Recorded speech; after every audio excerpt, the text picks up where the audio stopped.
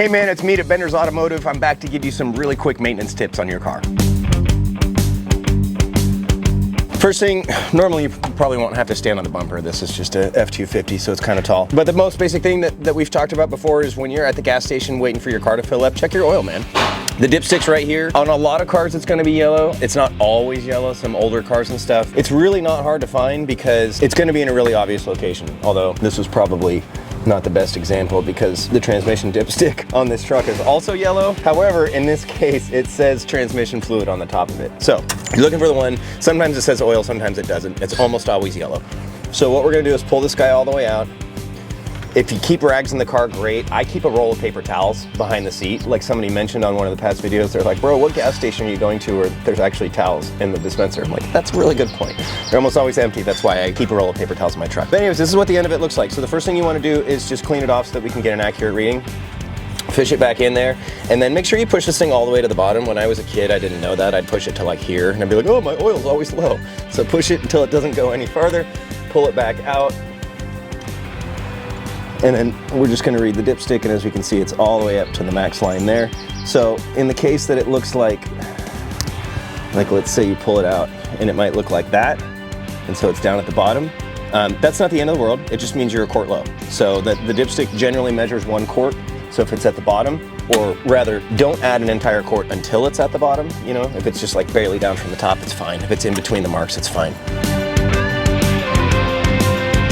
Second thing, while you're up here, if you want to get a little bit more complicated, is checking your transmission level. I do recommend doing this too. It's not one of those ones you need to do every fill up necessarily, but it is something that you want to pay attention to, because if your transmission fluid gets low, it probably means that you have a leak somewhere, and that's something that you want to address. Now, on this particular truck, the dipstick says right here on the end of it, trans fluid, mainly because this one's the same color as that. Most cars, this is gonna be red. Most cars, it's gonna like have a little guy that flips up, that latches it down. And most cars, it's also gonna have a symbol on the top of it, like a transmission symbol or a fluid symbol or something like that. It's also generally closer to the firewall back here. Transmission fluid, unlike oil in an automatic transmission, you want the car to be running when you're checking it. So, I'm trying to remember if there was anything that I did to this truck before I started. I just realized one thing. So we're checking the transmission fluid when the engine's running. With the oil, you always want to make sure that the engine is off, because we're checking the oil level in the pan. When the engine's running, the oil is running through the motor. When the engine's off, it's all going to drain back down to the pan, and that's the level we're checking. So, truck is running now. So we're just going to pull the transmission dipstick, just like we did with checking the oil. Pull it out, clean it off, shove it back to the bottom.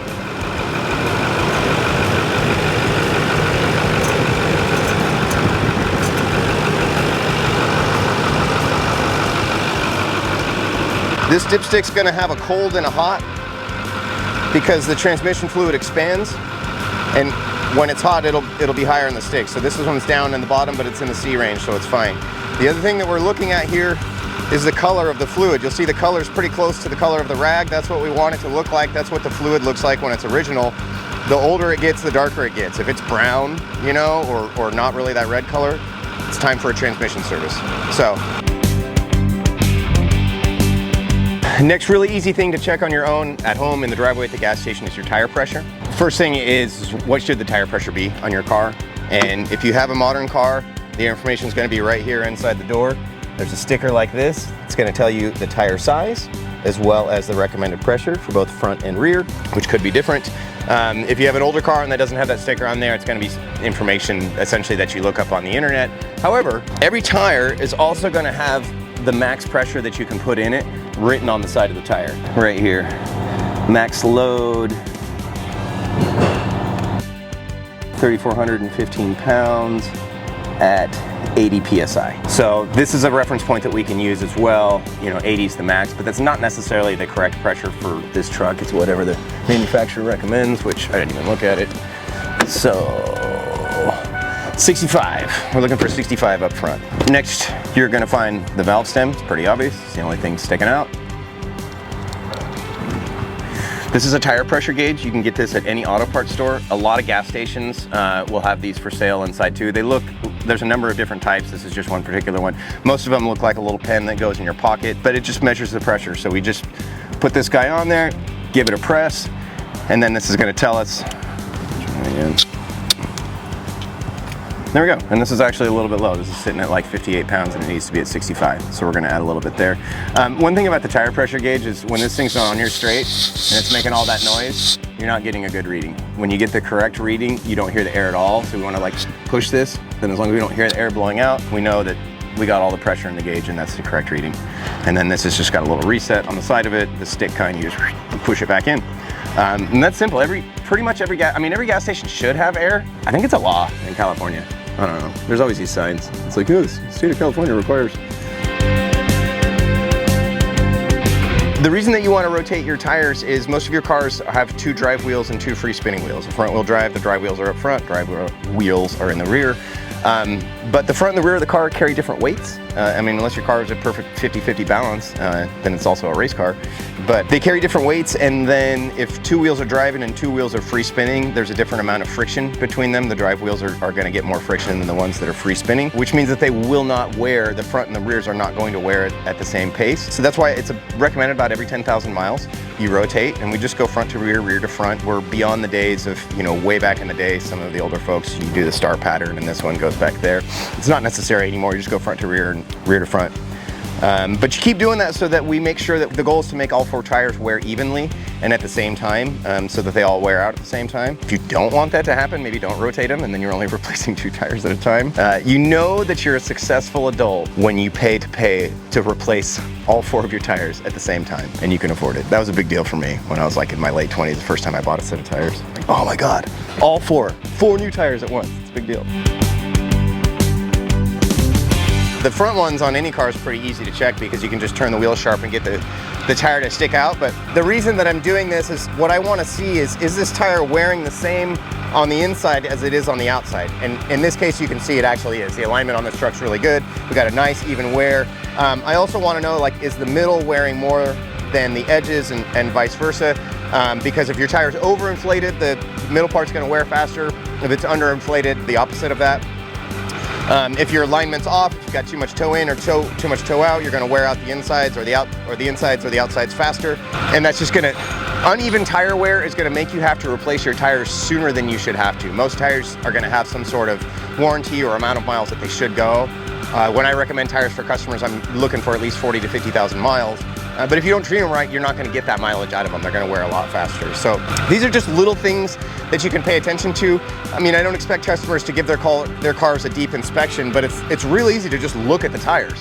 Let me find one. Actually, I know there's an example around here somewhere of a tire that didn't wear properly, just to kind of compare and contrast. I think it's that Chevy out front. So this is an example of what we're talking about. It's easier when the car's in the air, but if you look over here on the inside of this tire, it's worn completely smooth and the outside of this tire still has the tread on it. This is an example of where this customer might want to have the alignment looked at because this isn't what we're looking for. We want a nice even wear across. So this is a situation where we look at the alignment, we look at the suspension, maybe the shocks are starting to wear out. There's a number of things that could be going on. But this is just the type of stuff. You can spot this early and perhaps save yourself some money by getting to it early and taking care of things that need to be taken care of. Don't buy a car that you haven't driven. All of this, the regular stuff that we talk about in terms of like gas station maintenance on your car, checking the oil, checking your tire pressure, looking at the tire wear, looking at all the fluids under the hood, all that basic stuff. Do all of that when you're buying a used car. Pop the hood and look around. You don't have to be a mechanic. You don't have to be super experienced to see if there's something leaking in the engine bay, you know? Get a flashlight and just shine it around. I find stuff all the time like, oh, there's a leak, there's a leak. Sometimes it's a big deal, sometimes it's not, but if you don't look at all, you're never gonna know. Look at the tires. How was the wear on the tires? If you look at our other videos where we're talking about tire wear, are the tires worn kind of funny? Or same thing, when you're taking the car on a test drive, does it kind of rattle and shake? That can be an indication of some suspension issues or some tire wear issues. The easiest thing for you to do when you're looking at a used car is just bring it over here. We do used car inspections for our customers all the time, and we're happy to do them because it's, when you buy the car, when it breaks, you're gonna bring it to us anyways. So I'd rather find this stuff out ahead of time and at least let you know you're either buying a great car or this thing's a lemon. Don't buy it unless they fix all these things. Just the other day, a customer was gonna buy her neighbor's car and she brought it over here. We went through, we found probably like 4 or 5 things maintenance-wise that really needed to be done on the car. That was maybe 2 or 3 grand worth of repairs after everything, parts and tax and everything. So the advice was just take this bill back to the customer and say, I'll buy the car less this amount. And the customer or the seller of the car was like, yeah, no problem, totally good deal. So we're happy to do that for you anytime. When you're going to bring a potential used car to us for inspection, the things that we're going to look over is we're going to look at the tires, we're going to look at the brakes, we're going to look at the engine bay as well as underneath the car for any type of leaks. We're going to look at brake lines, we're going to look at fuel lines, we're going to look at the airbox, we're going to look at the cabin air filter, we're going to be checking the belts on the front of the motor, we're going to be checking all of the pulleys that are attached to those belts, is anything loose or making noise. And then finally, you know, it seems like obvious, but it's not to everybody. We're looking at the dash. Is there any check engine lights, or is the car trying to tell us anything that's wrong with it? Emissions, we're going to check those things as well. It sounds like a lot. It's pretty easy for us because we're doing it every day, and especially because I can put the car on a lift and put it in the air and just get through there. By us doing that for you, we're going to be able to send you off with the peace of mind that you know what you're buying. Hey man, all these tips and tricks are great. Doing your own maintenance is fantastic, but if you're having trouble and you don't know what to do, or if you feel stuck somewhere and you don't know what to do, just bring your car by. We're always happy to look at it. We're always going to diagnose it. We're always going to give you the best advice and tell you everything that's wrong with your car. We're not here to sell you stuff that you don't need, but we're here to help. So come by anytime.